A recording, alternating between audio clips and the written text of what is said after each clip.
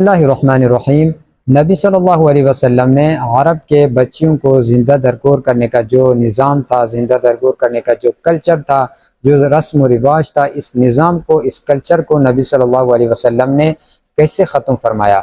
چونکہ جب نبی صلی اللہ علیہ وسلم مدینہ منورہ تشریف لائے تو اس وقت تک کے یہود و نصارہ بچیوں کو زندہ درگور کرتے تھے، بچیوں کی پیدائش کو معیوب سمجھتے تھے۔ یہ کوئی بہت دور کی بات نہیں ہے، نبی صلی اللہ علیہ وسلم کی مدینہ منورہ تشریف آوری تک کے یہود و نصارہ اپنی بچیوں کو زندہ درگور کرتے تھے۔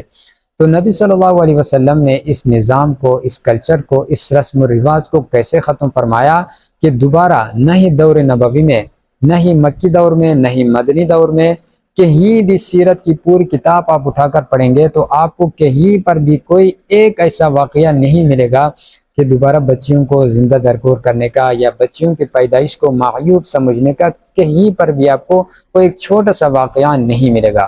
تو نبی صلی اللہ علیہ وسلم نے کیا طریقہ اپنایا تھا کہ دوبارہ ان کی ذہنوں سے یہ بچیوں کو زندہ درگور کرنے اور بچیوں کی پیدائش کو معیوب سمجھنے کا تصور ختم ہو گیا۔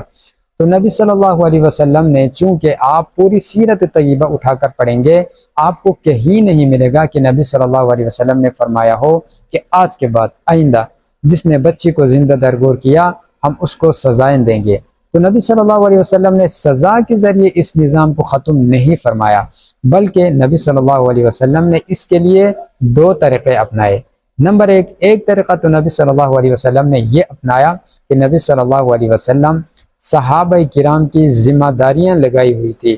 نبی صلی اللہ علیہ وسلم ان کو کچھ درہم دیتے تھے، کچھ غلہ وغیرہ دیتے تھے، اور کبھی کبھی بکریاں بھی ان کے ساتھ بیچتے تھے۔ ان گھروں میں جاؤ جہاں بچی کی پیدائش ہوئی ہے، ان سے جا کر کہو اگر آپ اس بچی کو زندہ رکھنا نہیں چاہتے تو آپ یہ بچے ہمارے حوالے کر دیں، ہم اس کی پرورش کریں گے، آپ یہ درہم لے لو، یہ دنارنی لے لو، یہ غلہ، یہ بکریاں آپ لے لیں، بچے ہمارے حوالے کر دیں، ہم اس کی پرورش کریں گے۔ تو نبی صلی اللہ علیہ وسلم نے ایک ان کے ساتھ مالی تعاون کیا تھا،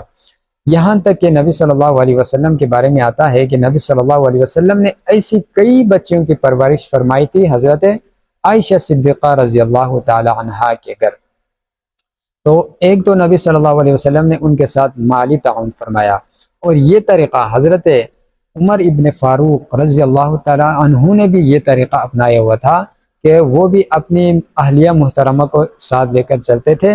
ان گھروں میں جہاں بچی کی پیدائش ہوئی تھی، تو جا کر ان کے ساتھ تعاون کرتے اور ان سے کہتے کہ اگر آپ یہ بچے زندہ نہیں رکھنا چاہتے تو یہ بچی ہمارے والے کر دو، یہ پیسے آپ لے لیں، ہم اس کی پرورش کریں گے۔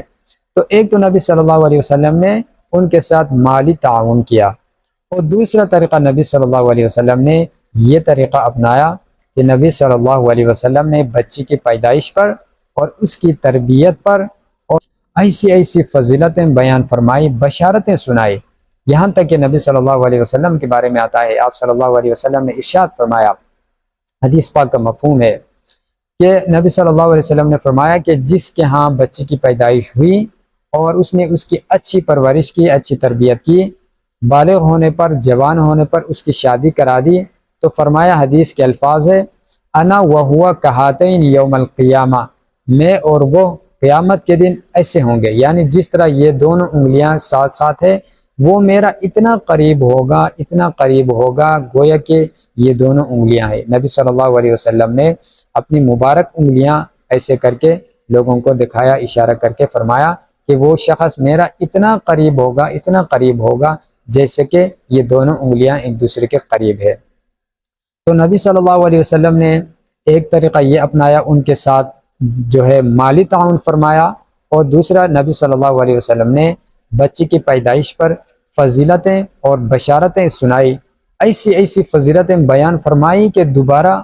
بچیوں کی پیدائش کو معیوب سمجھنے اور بچیوں کی پیدائش کے بعد ان کو زندہ درگور کرنے کا تصور ہی ختم ہو گیا۔ نہ ہی خلفائے راشدین کے دور میں آپ کو کہیں واقعہ ایسا ملے گا، اور نہ ہی بنو عباس کے دور میں، نہ ہی بنو امیہ کے دور میں، اور یہاں تک کہ بر صغیر میں مغلیہ دور تک آپ کو کہیں بھی بچیوں کی پیدائش کو معیوب سمجھنے اور بچیوں کو زندہ درگور کرنے کا کہیں بھی آپ کو کوئی ایک واقعہ نہیں ملے گا۔ نبی صلی اللہ علیہ وسلم نے کیا طریقہ اپنایا نبی صلی اللہ علیہ وسلم نے، کیا ماحول بنایا تھا